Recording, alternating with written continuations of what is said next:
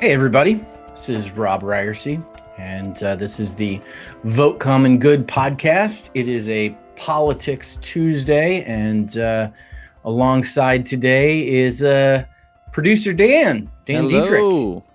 How are you? I'm doing good. Glad to be on screen with you. Yeah, our fearless leader, Doug Padgett, is in Texas this week. Protesting the use of the death penalty, and is doing that, and we wish him well. So I feel like we got a little the cat's away, the mice are gonna play kind of thing, Dan. we can talk sports, we can talk Bitcoin, we can just we can go on rants. Exactly. We can go in any direction we want, but it is a Politics Tuesday on the Vote Common Good podcast, which means we're going to be talking about politics, and particularly the intersection of faith and politics and how all this stuff works together.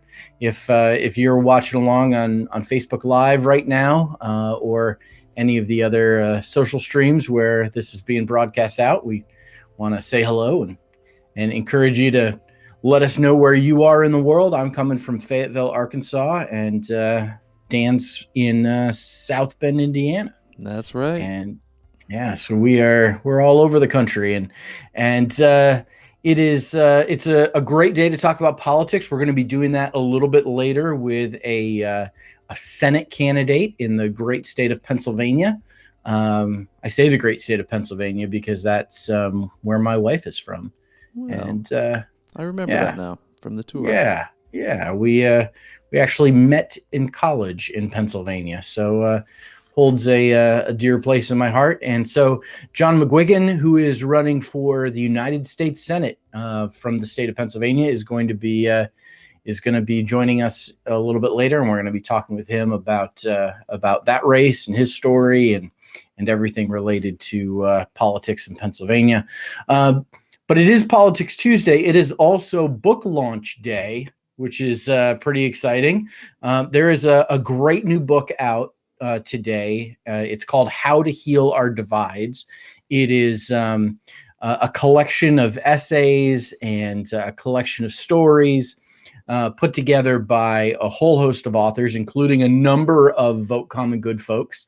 Brian McLaren, Michael Waters, Shane Claiborne, Diana Butler Bass, and Vanessa Ryerse, who just happens to be my dear and lovely wife from the great state of Pennsylvania. She's written a chapter in this book about Vote Common Good and her experience on the Vote Common Good bus, and sharing a bit of her story. She was on with Doug last week, I think on Thursday, talking about her story and the things that she's been up to in the world. And today is the day where you can get this book in all the places where books are available. How to Heal Our Divides. If you're an Amazon person, you can get it there. If you're not an Amazon person, you can get it wherever you get books, and encourage you to do that. Check it out. It not only talks about Vote Common Good and our efforts, but a number of the Vote Common Good voices, people that have been on our tour, that have spoken at our events, that are big supporters of what we're trying to do with Vote Common Good, are a part of this. And we're excited about the book being out today. Yeah, I'm excited to read it. From what I understand and what I've heard, it's the subtitle is A Practical Guidebook.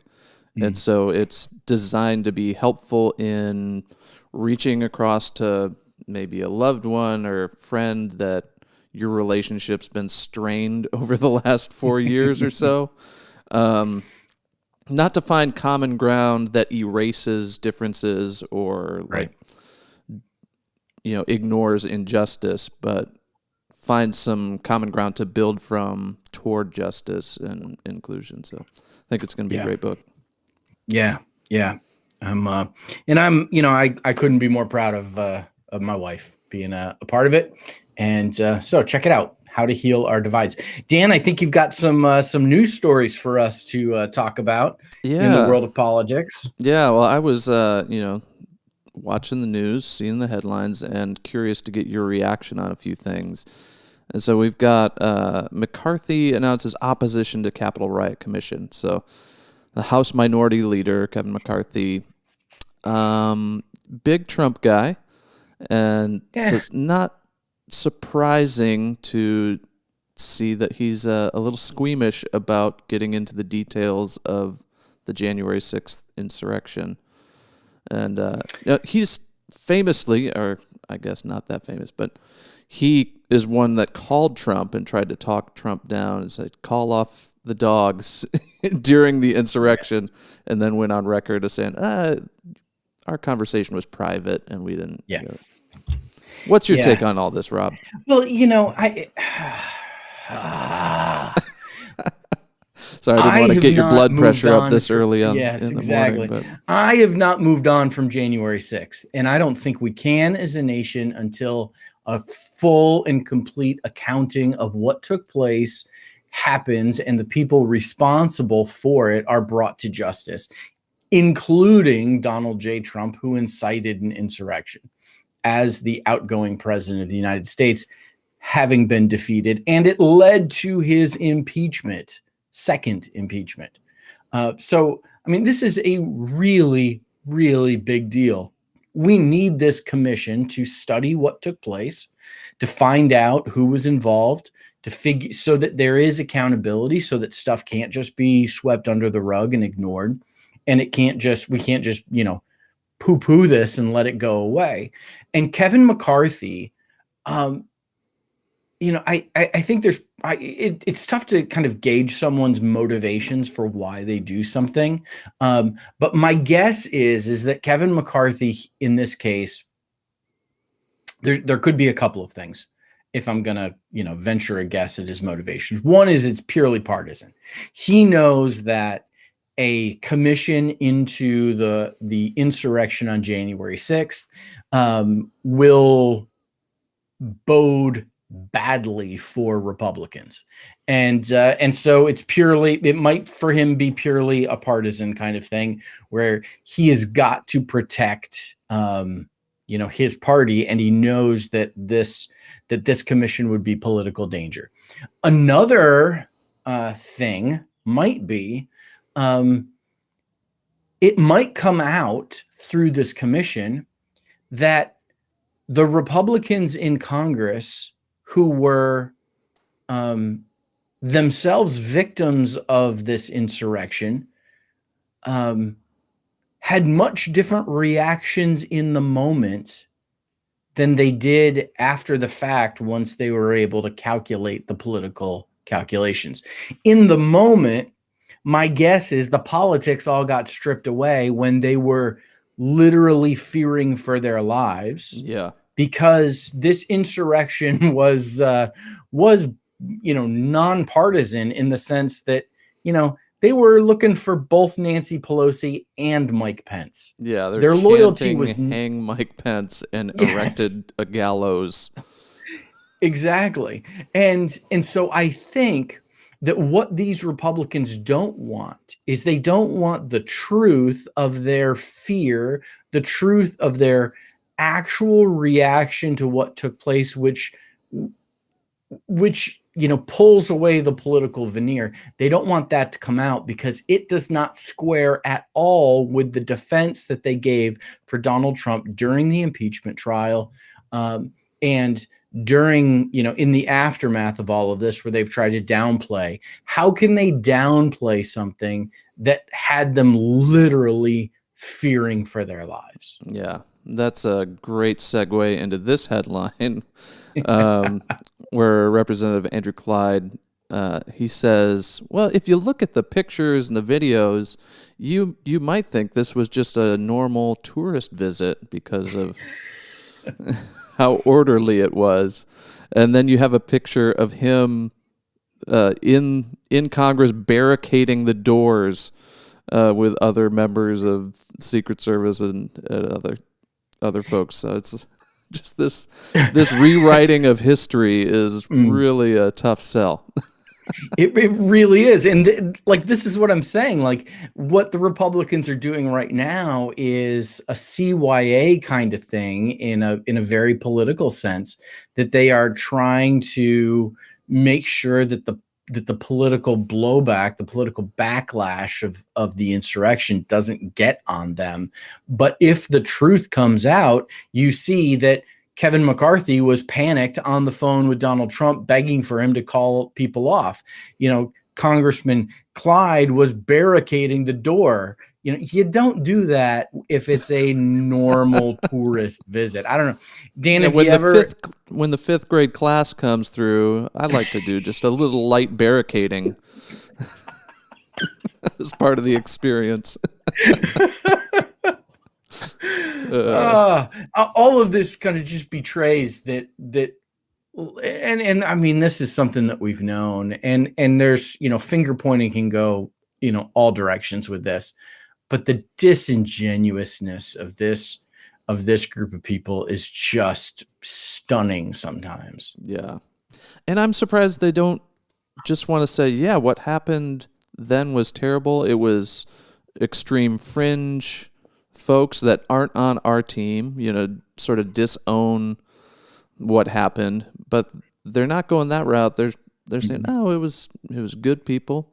We love you. Go home."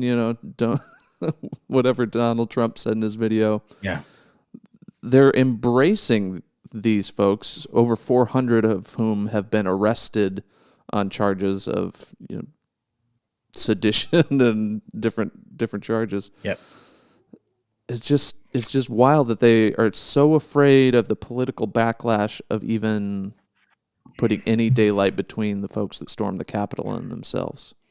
Well, you look at what happened to Liz Cheney, and she was stripped of her leadership capacity in the Republican caucus for simply suggesting that, I don't know, Joe Biden won the election. and you look at that, and nobody wants the ire of this group of people pointed their direction. As folks who listen to the podcast know, I mean, I'm terrified about the midterms. I'm terrified about the midterms because in the first term of a president's in a president's first term, the midterm elections, which is the one that comes 2 years, halfway through the presidential term, the midterm elections, the party that does not control the White House, so in this case, the Republican Party, picks up huge numbers of seats. Usually does really well, yeah. Yeah, historically, like this is what happens. And the blue wave happened in the Donald Trump's midterm.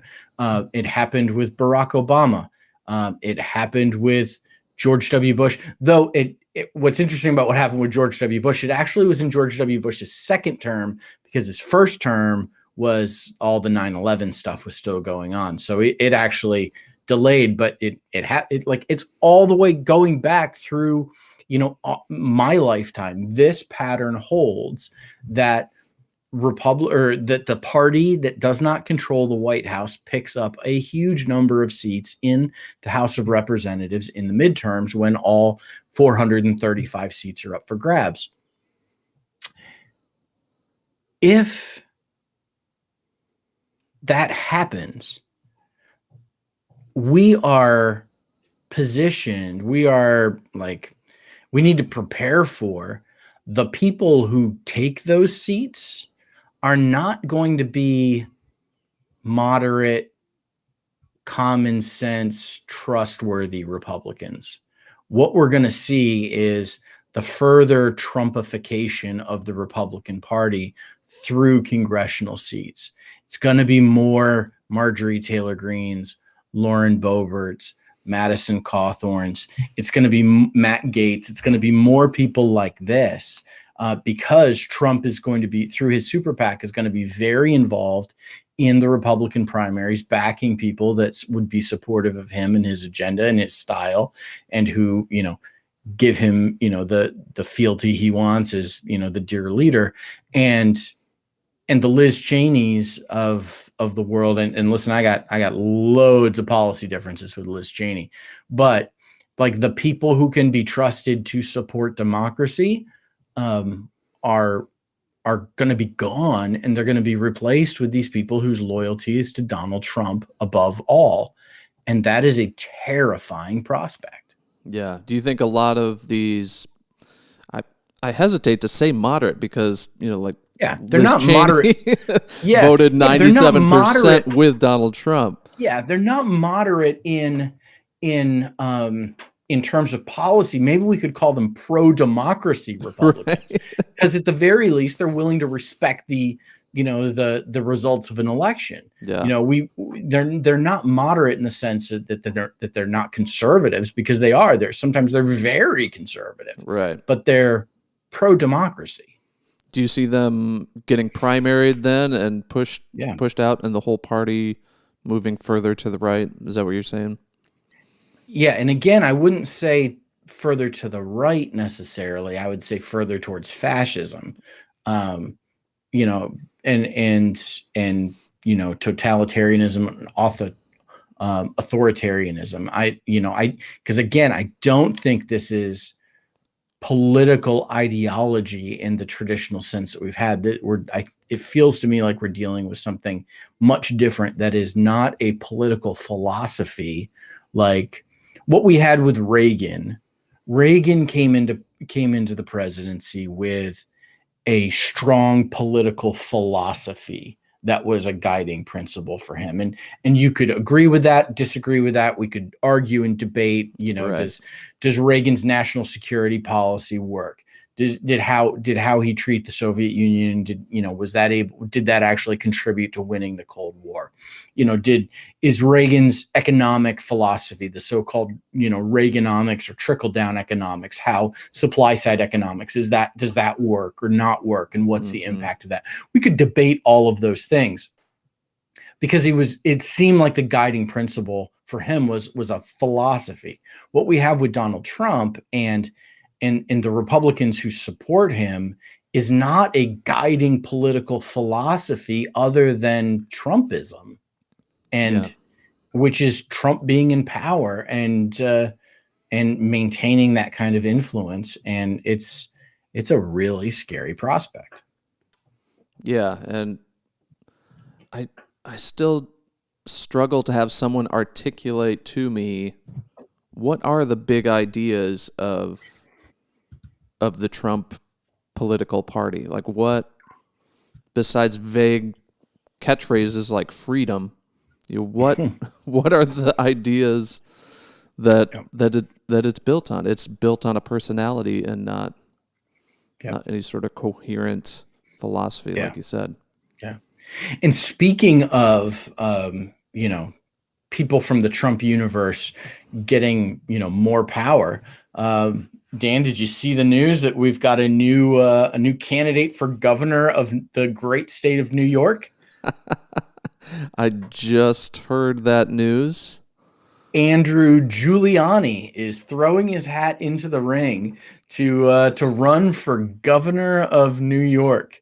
And I don't know, Dan, I used to live in New York. I lived in New York when Andrew Cuomo's dad, Mario Cuomo, was the governor of New York. I also lived in New York City when Rudy Giuliani was the mayor of New York City. So, I feel like, these are families that I personally have kind of go back a long ways with. Andrew Giuliani announcing that he's going to, run for governor of New York. His most recent kind of position was in the Trump administration, in the Trump White House, working there, because, nepotism, is a real thing. And I don't quite know what his other claims to fame are, other than he wants, I don't know if you know this, Dan, but when Rudy Giuliani was sworn in as mayor of New York City for the first time, Andrew Giuliani, got up on stage with him and also raised his hand, and as like a 8 or 9-year-old kid, also took the oath of office along with his dad. And there were some, and then during Rudy's speech, he went on to be, and you've got kids, so you know how this is, completely distracting and unruly.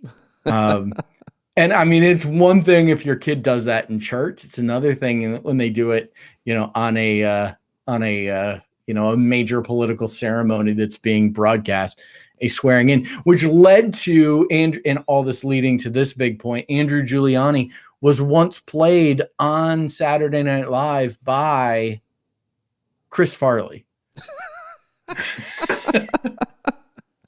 So I think, amazing. Having disrupted a swearing in ceremony for the mayor of New York City absolutely qualifies you to be governor of the great state of New York. Yeah, I don't have any sort of history with Andrew Giuliani. So are there any, like, what's the reaction from folks that live in New York or like you have lived in New York? Yeah. I mean, I don't know. I think what we're going to see is there's going to be, and this kind of goes along with, what I was saying earlier. I think there's going to be a cavalcade of people from the Trump orbit, from the Trump universe, announcing that they're running for office, whether that's, Laura Trump running for Senate in North Carolina, or, Andrew Giuliani running in New York. I think we're going to see a whole host of people from this universe trying to ride Trump's coattails in this particular moment and get elected. And the thing that, is concerning about that is that I think what they're going to do is probably try to use the Trump playbook of insult, fear, lack of decorum, all of these things that, really kind of, to borrow a phrase from long ago in the day, Robert Bork, the coarsening of the culture, that like there's a coarsening of our political discourse that has come about as a result of what Donald Trump, was able to get away with, to the extent that he was able to get away with it. And I think that's just going to embolden people like Andrew Giuliani to follow in those footsteps and, probably take it even further. And I think that, that doesn't bode well for the future of the country. Yeah. What is the political calculus behind continuing to ride the Trump coattails and continuing to hitch their wagons to Trump's? Yeah. Politics is all about turnout. And turnout is based on enthusiasm. So, what more important than party affiliation, more important than, previous voting history is some intangible sense of enthusiasm. And will people turn out because they're enthusiastic? Like, there was no reason why Hillary Clinton should have lost the election in 2016. But there was a significant number of people who were not enthusiastic about her being the president of the United States. They would have voted for her over Donald Trump, but they figured they didn't have to because she had such a lead in the polls that they didn't want, because they were not enthusiastic about her, they stayed home. And enough of them did that she lost, by 70,000 some votes in some key states around the country. What you get when you inherit the Donald Trump, when you ride his coattails, when you inherit his following, is you get a remarkably enthusiastic following. And enthusiasm in politics is, it's gold. It's so valuable. And so if they can get the rub from Trump, if some of that enthusiasm gets transferred to them, that translates into donations, it translates into votes, it translates into all the things you need to win elections. Yeah. Does that Does that make sense, Dan? Yeah, I think that's the key to it. I think the funny thing is you rarely see people continue to back the loser of an election like this. I get the enthusiasm, voter turnout, but it's like, well, this guy lost. Let's move on. But they're committed. So yeah, absolutely there. Well, Dan, I'm really excited today because one of those key states that was a key state in 2016, key state in 2018 or 2020, and we spent a lot of time there on the Vote Common Good bus when we were kind of touring the country and focusing on important swing states. One of those states is the great state of Pennsylvania, my wife's home state, and in a place that I spent a lot of time when I was in college and seminary. Both my college and seminary are both in Pennsylvania, and so I'm looking towards the state of Pennsylvania as being a key bellwether in terms of elections, and will continue to be so. And we are headed into an election season now where Pennsylvania is going to be picking a new senator, and we have a Senate candidate who's going to be joining us. It is John. Hey, John, how are you? McGuigan. Hey, good morning. Good to be here. Dan, can you slide John over a little bit? There we go. It's great to see you. So happy to have the chance to chat with you today. Thanks for joining us here on the Vote Common Good Politics podcast. John, tell us a little bit about yourself. How does one decide that they're going to run for the United States Senate? There's only 100 of these jobs. How does one decide I'm gonna go for this? That's a great question. I think maybe you're dropped on your head one too many times, or I was hit by a van when I was 7, so maybe that has something to do with it. Well, we might need to circle back and talk and hear that story, but So thanks for having me on, and I think it really comes down to being upset and concerned. I think we're upset with the way career politicians have taken our country and have sought to divide us, spread misinformation, as well as concern for the future. I'm a father of 3 children and really concerned about how they are going to be when they're my age. I often think about when my parents were my age. I was married and starting my family, and I have children who are 15, 17, and 20, soon to be 21. And what kind of world are they going to have 30 years from now? That's really what got me starting to think about this 2.5, 3 years ago. My father was, both my parents were high school sweethearts. And my dad worked at Allenwood Steel Company growing up, as well as went to school at night, and worked a second job at Sears. My mom worked at the Department of Public Welfare. So my younger brother and I grew up learning the value of hard work and the importance of an education.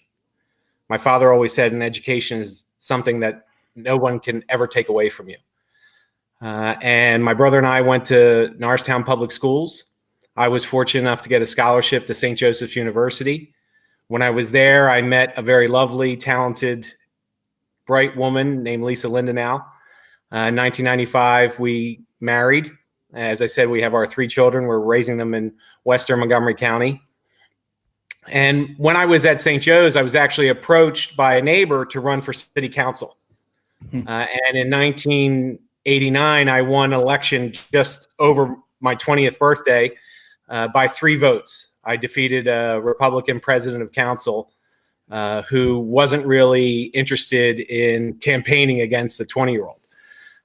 But we outworked them. And 4 years later, I won re-election with over 60% of the vote. And I became not only the youngest elected official in Pennsylvania, but the youngest council president. So I was running a town. Norristown is a town of 30,000 people. At that time, it was primarily Republican. Now it is very diverse community. And I was the first Democrat since Watergate to get reelected, even though I was in the minority. Since then, I've spent time raising my family. I've worked in private industry. I'm not an attorney. I'm not a doctor. And I don't play any on TV, although I've watched every Law and Order I think there is.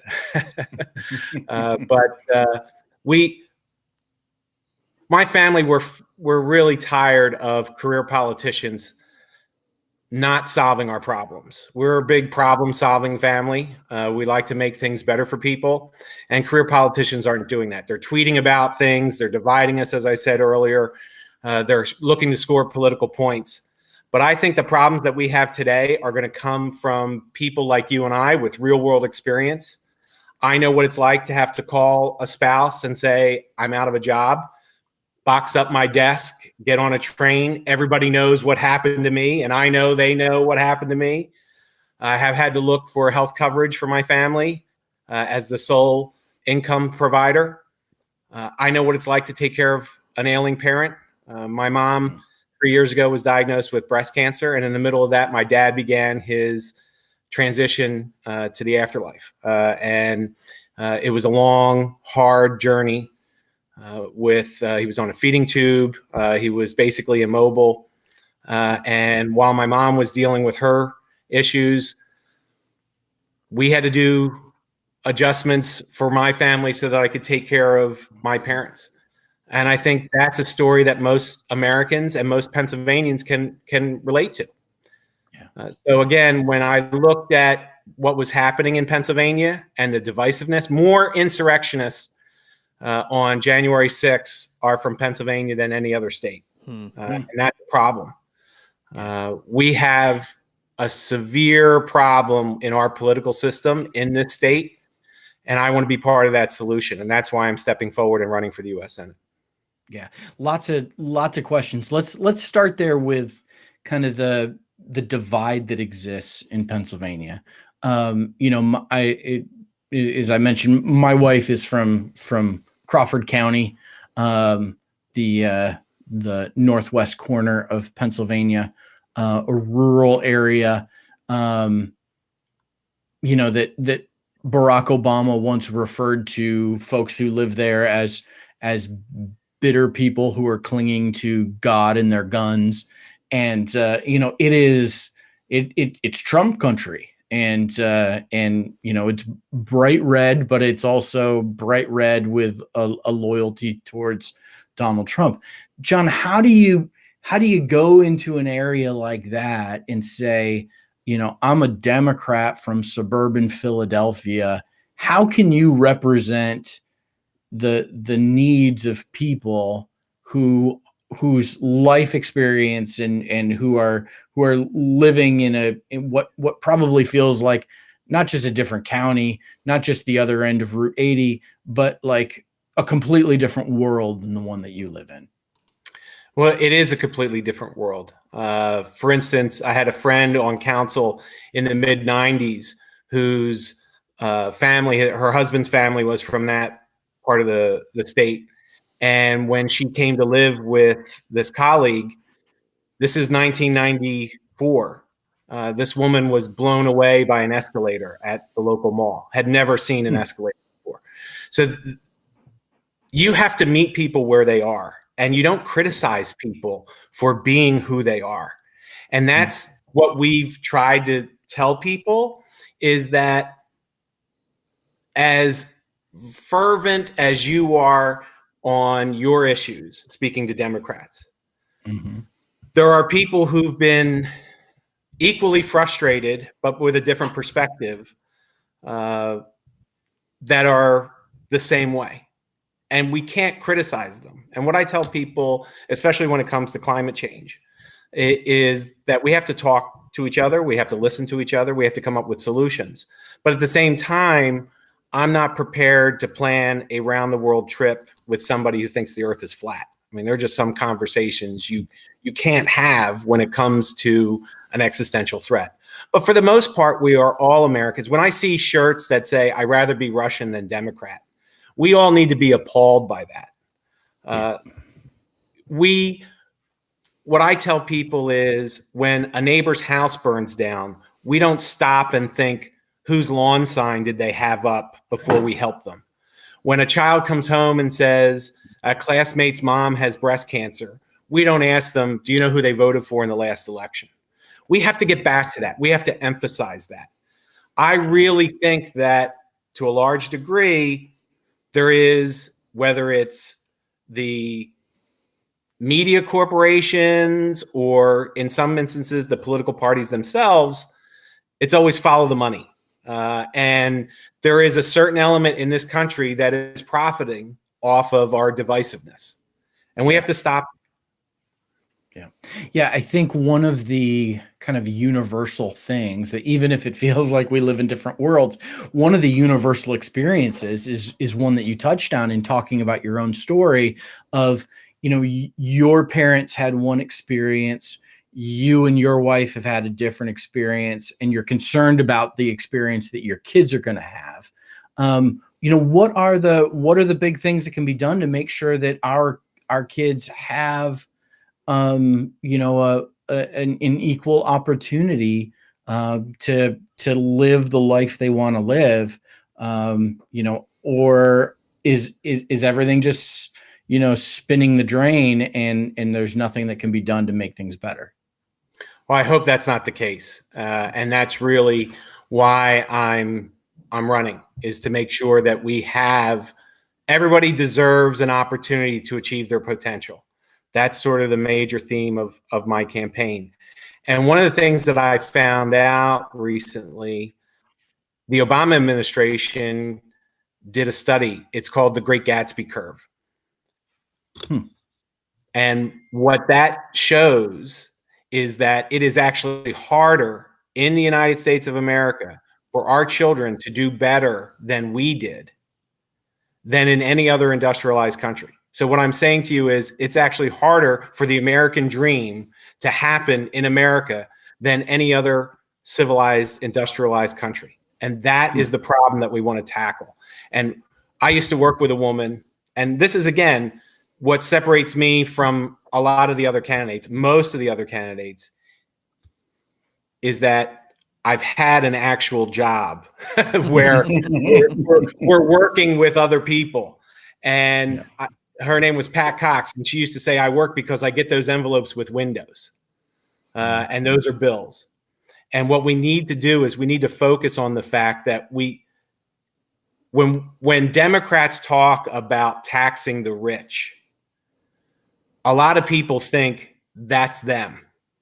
And I've gotten into arguments with Democratic socialists that this is the wrong message to send. We don't have the ability to really comprehend the wealth that is out there for some people.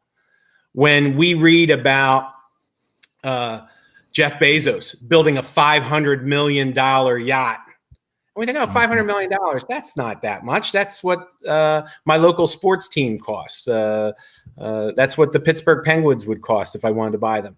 But what we don't realize is that is like a lunch bill for us, for him. $500 million is nothing. The amount of wealth that the upper 1% have dwarfs everybody else.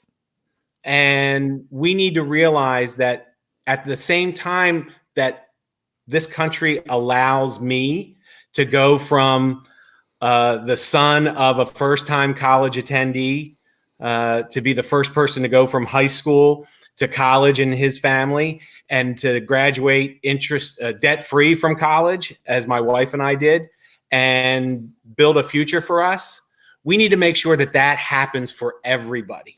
And it's not happening for everybody. And one of the things that we stress is that if it can happen to someone else, it can happen to you. And we really got to adopt that mindset that as long as it's a possibility for a brown person or a black person or a yellow person, one day that can happen to you. And that's what we have to stop. John, thanks for being with us. I'm Dan, the producer, and been on the Vote Common Good tour. And one of the things we ran into quite a bit was Many of us are people of faith. You're a person of faith. You're a Catholic. We would run into the inevitable question, how can you be a Christian or a Catholic and be a Democrat? For a lot of people, those things seem mutually exclusive. Yeah. What is your response to that question? How has your faith pushed you toward being a Democrat rather than against it? It is hard. I've always been sort of out of place. I've been a member of the Knights of Columbus. I've stood outside and collected money for Rose for Life. At the same time, I support a woman's right to choose what happens to her body. My grandparents were, I tell the story sometimes of finding an Al Smith for President button on my parents' fireplace. Yes, I grew up in an Irish Catholic Italian house. My mom was half Italian, and my great grandfather, who served in World War I, and I have pictures on the wall behind me. He got his citizenship by fighting in World War I for this country as an Italian immigrant. And we need to stop thinking that abortion is the litmus test. I spoke to a friend who I went to Bible study with, who now lives in Wisconsin, and he didn't recognize Joe Biden as a Catholic. Said he supported Donald Trump, and it really doesn't click for me how we can be so fixated on being pro-life, but not care about a lot of the things that Jesus tells us we should do to adults, to teenagers. How can you not want to fix poverty in this country and be Catholic? How can you not want to curtail gun violence in this country and be Catholic? These are issues that I wrestle with, and it is challenging. It is challenging when you see the American Conference of Bishops come out and denounce Joe Biden. We got to be better than this. I know Hillary Clinton once said, "I want abortions to be available and rare." It's along those lines, that quote. Safe, legal, and rare. Safe, legal, and rare. Yes, thank you. Mm-hmm. And it's true. I don't know anyone who says, kill the baby, kill the baby. It's about my body, my choice. And when a bunch of white men, middle-aged white men, get together and make laws that govern another gender, it's challenging. And I know not all men are for anti-abortion, and I know not all women are for choice. But as I said, we need to talk to each other and stop yelling at each other. I think you're absolutely right about that, John. And it's such a, as we talk to candidates all around the country, it's such, it seems like that's the issue that everybody is kind of nervous about talking about. I'm curious, just to kind of double back to Dan's question. I'm like, how about for you personally? What are there any specific ways that your faith or your faith background has kind of propelled you into public service or guides some of the policy things that matter to you most? Well, my mother's mother was a very strong influence on me. Her husband, my grandfather, died when I was 8 years old. And as 8-year-olds are apt to do, they do things sort of as a knee-jerk reaction. And every Saturday night, since my grandfather died until the Saturday before I got married, with the exception of Christmas Eves, I would spend Saturday night with my grandmother. It was Jiffy Pop popcorn in front of the Golden Girls, Remington Steele, Love Boat, all those 80s shows. I would come back from dates and and watch SNL, and she'd be up waiting for me. And then we'd go to church the next morning. My family and I, my parents, her, my great-grandmother, her mother, who had her at age 16 to escape an abusive family situation at home. We would all meet and have Mass together, and then spend Sundays together. And my grandmother was deeply religious. She went to Mass every day. She prayed almost constantly, it seemed. She survived some very horrific incidents, which she never talked about, other than say that she had a rough life. And my aunt at 1980 had a brain aneurysm and wasn't expected to survive. And my grandmother prayed constantly, and she did survive. So there was a lot of deeply rooted faith there. And my grandmother and our family believed in a hardworking mentality, and that workers needed to be rewarded.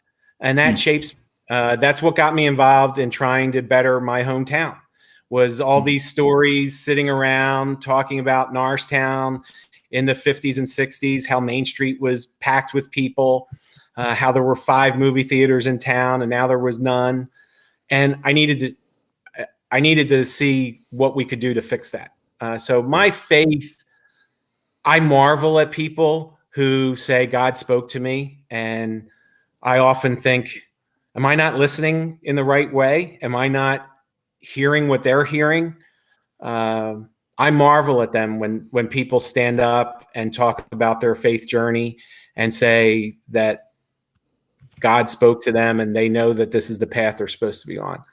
I try and do the right thing. I try and instill that in my family and lead by example. And I have a saying that in 200 years, we're all going to look a lot alike. I hope that it doesn't end. My faith teaches me that it doesn't, and that we will all be together in a utopia. Until then, I'm trying to make, as I said, the best out of this situation for my friends and family that I can. Yeah. So what does campaigning look like for you right now? Like coming out of COVID and, the pandemic, what's the campaign look like? Take us inside. Like most people who are listening to this have never run for office. They have no idea what it's like. Take us inside, like at this stage in a campaign, a year out from a primary, what are you coming out of a pandemic? What are you doing? How do you occupy your time? What does that look like for you? Great question. It is a lot of phone time. Yeah. This is yes. Just tell people, if you don't like talking on the phone, don't run for office. Yeah, exactly.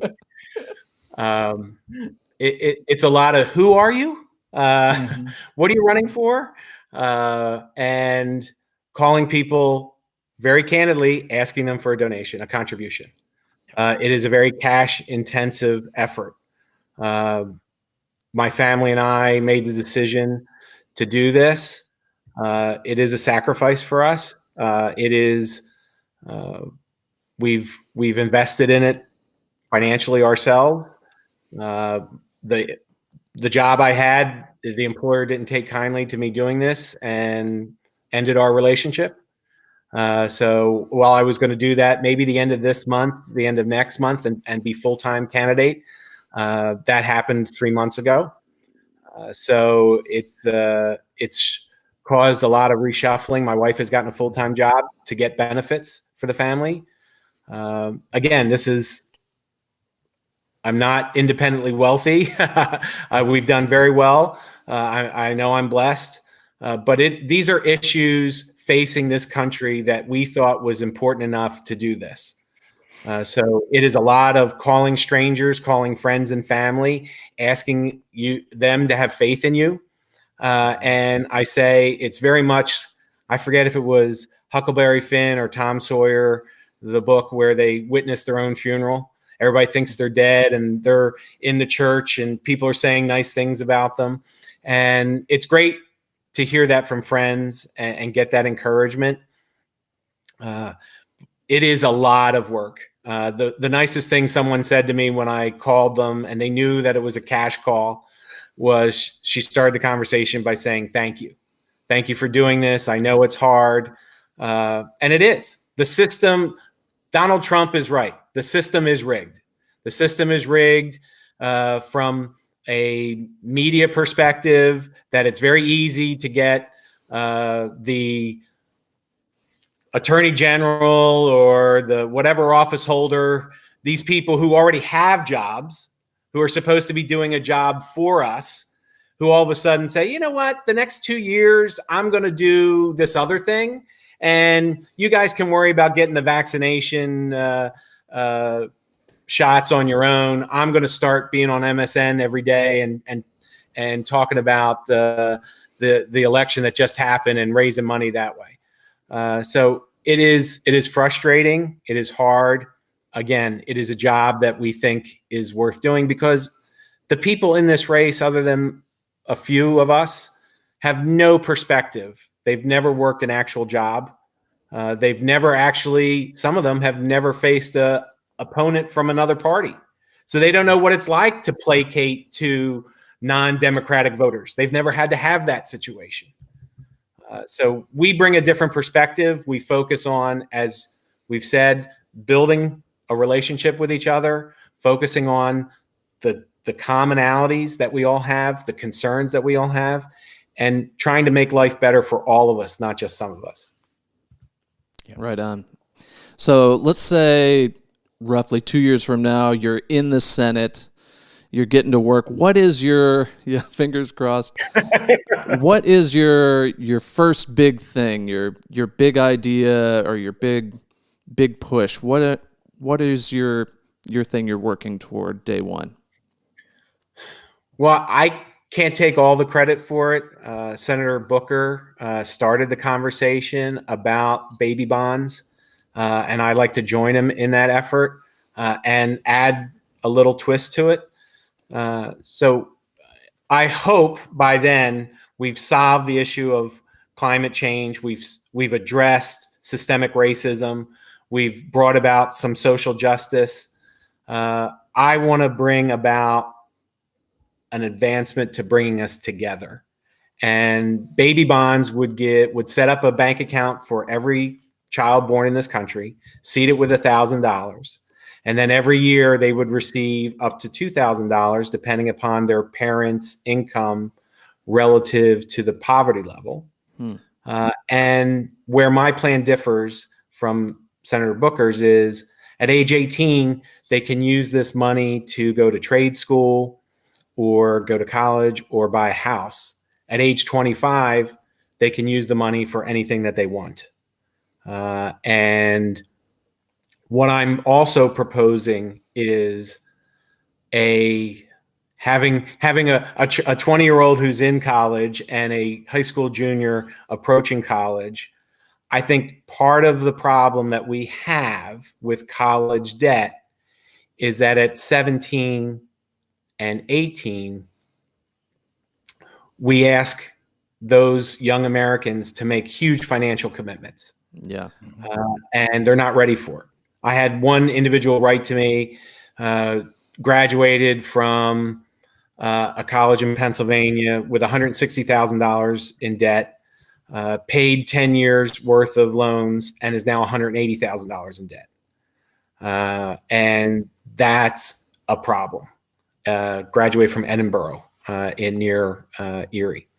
And what I'm proposing in Meadville, where my yep. Yeah, I was gonna. Yep. So what I'm proposing is a service organization, and Secretary Buttigieg talked about this, not making it compulsory, but making it viable for people to spend a year in service to their community. They'd be paid, they'd be housed, they'd be insured. We teach them skills in the first 3 months. We take them put them in a university setting, a place that they can learn to communicate with each other, learn basic things about our government, learn skills about loans and the time value of money, and why you shouldn't sign up for a credit card and not pay off the balance at the end of the month. All the things that a lot of corporations do to take advantage of people's financial naivete. And then they would go out and bid on jobs, become part of a team, and go out into other communities other than their own and work on community projects and get paid for that. And what we're fostering is people seeing people. I was on a podcast earlier and was criticized. Why can't they go into their own community? They know those people. You know, I'm going to go into your community. You're going to come into my community. We're going to see how people of different color, how different faiths, of different backgrounds interact. I'm going to demystify the fact that these stereotypes that I've been raised on aren't true about these other people. They do work. They do work hard. That type of experience. And then at the end of the year, we'll offer you up to $40,000 in grant money to go continue your education, to go learn a trade, or you stay in the program and you become a leader for the next group of people that come in. I really think there's over 40 countries around the world that have some sort of compulsory service, whether it's military or community, whether it's for 3 years or 3 months. And I think activities like that are going to bring us together, are going to, when you spend time with a person, that's when you begin to know them. And it's awful hard to hate another person based upon myths and ignorant stereotypes when you see them every day and you work with them and trust in them. So that's the first big thing that we want to tackle. What a really wonderful idea that could make, going back right to the very beginning of what you're talking about, John, with, your parents' story and your kid's story, like that. That's the type of thing that can actually make a difference and change the course of history for so many folks. So listen, we've got people all over the country that listen to the podcast and are watching live right now. You don't have to be a Pennsylvanian to support John for his run for the U.S. Senate. Certainly, having as many Pennsylvanians participate as possible as well. John, how can people learn more about you? How can they find you if they want to follow along on your campaign? If they want to donate? How can they do that? That'd be great. McGuiganforPA.com. Over my shoulder is our website. About John, you can watch a video about growing up. You see the house that I grew up in and the community that I tried to improve, and I hope I improved.